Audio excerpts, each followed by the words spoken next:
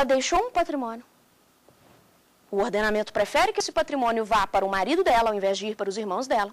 O marido herdou, o marido já tinha um patrimônio, herdou o patrimônio de sua mulher e o marido faleceu 5 minutos depois.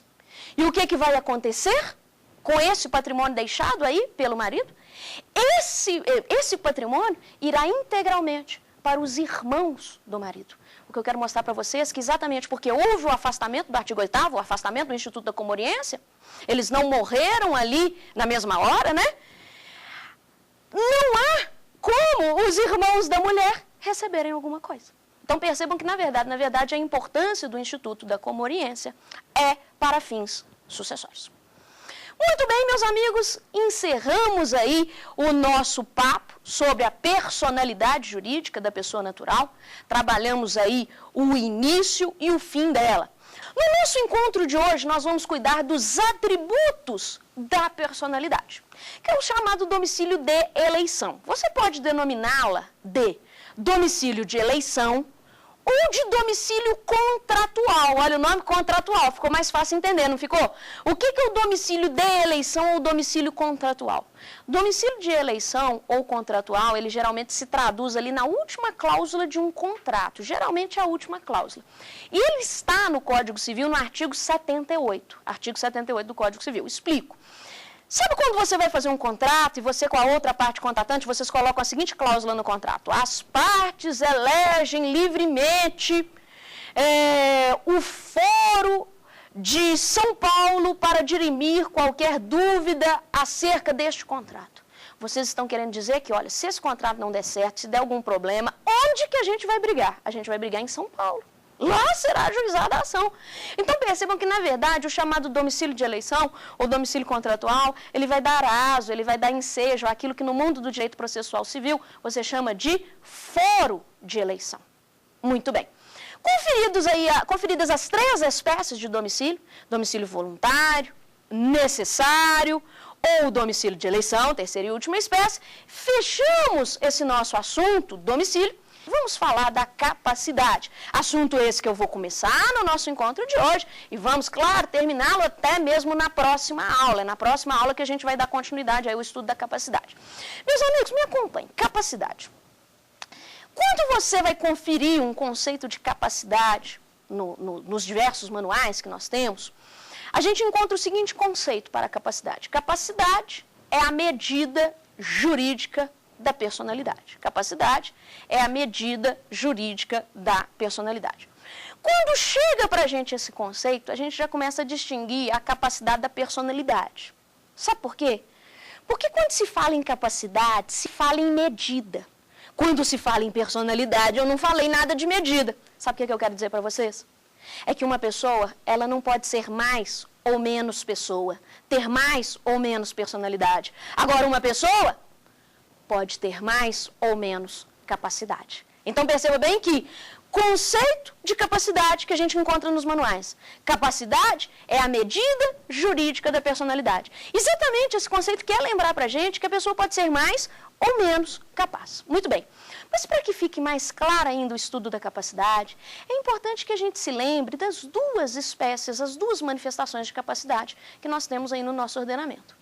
Existe uma primeira espécie de capacidade que nós vamos chamar de capacidade de direito.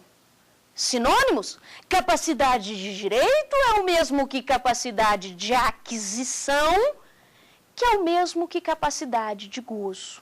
Capacidade de direito é o mesmo que capacidade de aquisição, que é o mesmo que capacidade de gozo. 3 nomes para o mesmo instituto. Mas o que seria a capacidade de direito?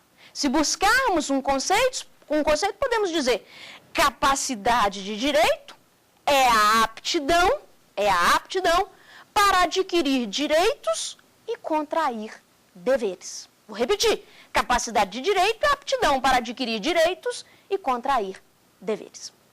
Já lembro aos meus amigos que a chamada capacidade de direito, essa aptidão para adquirir direito e contrair dever, todas as pessoas possuem. Um bebezinho possui, sim. Uma pessoa muito velha possui. Um sujeito, um doido, um maluco, possui. Todo mundo apresenta essa aptidão para adquirir direito e contrair dever. Tanto é assim que o artigo 1º do Código Civil, o primeiro artigo do nosso Código Civil, ele apresenta o seguinte para a gente, a seguinte redação. Toda pessoa é capaz de direitos e deveres na ordem civil. Quando esse artigo 1º chega com essa informação, ele está trazendo, em primeiro lugar, a capacidade de direito e te informando que todo mundo apresenta essa capacidade de direito. Mas existe, porém, uma segunda espécie de capacidade, que é a chamada capacidade de fato. E o que seria a capacidade de fato? Capacidade de fato é aquela aptidão para praticar pessoalmente, por si só, os atos da vida civil. Vou repetir. Capacidade de fato é a aptidão para praticar pessoalmente, por si só, os atos da vida civil. Quando eu falo em atos da vida civil, leia-se, por exemplo, celebrar um contrato. Vejam bem que nem todas as pessoas estão aptas para celebrar um contrato sozinhas, pessoalmente. Daí que essa pessoa não vai apresentar a chamada capacidade de fato. Lembro ainda que a capacidade de fato, ela também é conhecida como capacidade de fato, ou capacidade de exercício, ou capacidade de ação. 3 nomes para o mesmo instituto. Capacidade de fato é o mesmo que capacidade de exercício, que é o mesmo que capacidade de ação. Quando a gente se lembra que algumas pessoas não apresentam capacidade de fato, eu digo a vocês que é possível, porém, suprir a falta de capacidade de fato.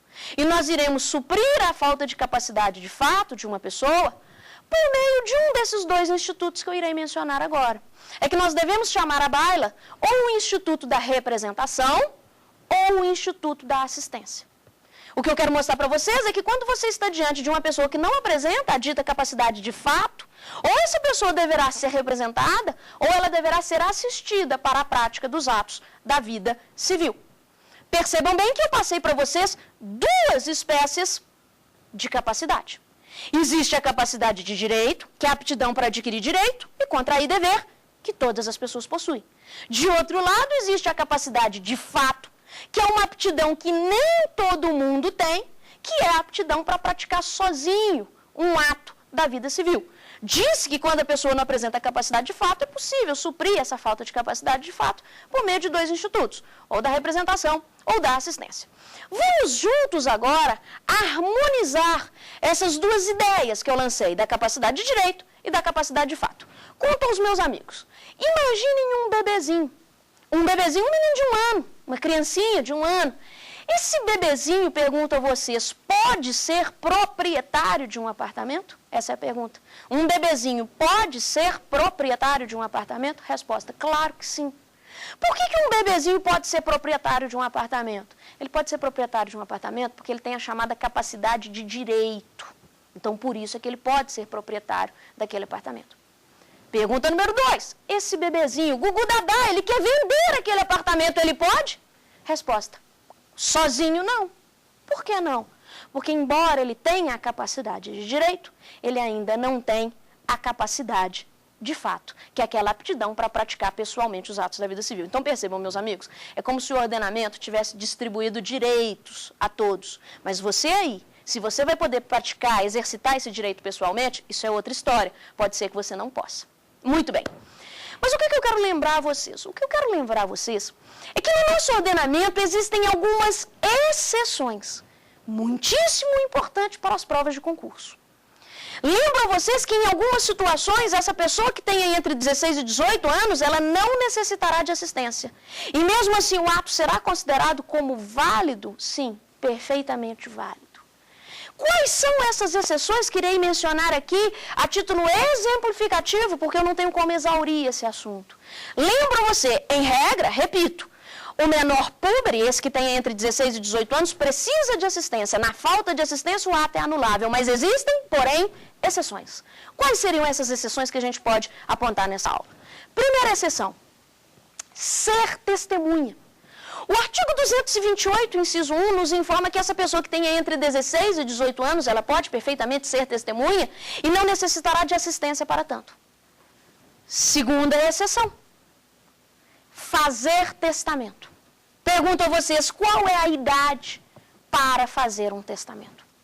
A idade para fazer o testamento está no artigo 1860, parágrafo único do Código Civil. A idade para testar, pasmem, é 16 anos.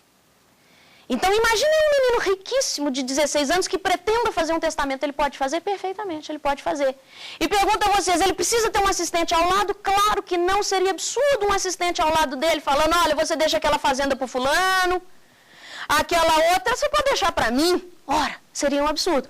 Então, para fazer testamento, essa pessoa também não necessitará de assistência. Outra exceção que aqui lembramos, votar. E essa exceção está no artigo 14 da Constituição Federal. Imagine um menino de 16 anos, ele pode votar? Sim, essa previsão está na Constituição Federal, lá no artigo 14 da Constituição Federal. Então, o menino que alcança 16 anos, ele entra para dentro da cabine eleitoral, exerce ali o seu voto e, claro, é óbvio que ninguém irá acompanhá-lo naquele ato. Muito bem. Mais uma exceção, eu lembro aos meus amigos, que aquela pessoa não necessitará de assistência se ela tiver sido o quê? Emancipada. Se tiver ocorrido a emancipação, evidentemente essa pessoa acabou de obter aí com a emancipação a capacidade plena e não será mais necessária a assistência. Muito bem. Essa foi uma primeira observação que eu quis lembrar aqui a vocês, que envolve o inciso 1 do artigo 4º. Algumas exceções em que não será necessária a assistência. Uma segunda observação muito relevante, ainda sobre esse inciso 1 do artigo 4º, que traz como relativamente incapaz o maior de 16 anos e menor de 18 anos, é aquela que afeta ao artigo 180 do Código Civil de 2002. O que existe no Código Civil de 2002, no artigo 180, conto para vocês por meio de um exemplo. Imagine um menino que tenha lá 16 anos.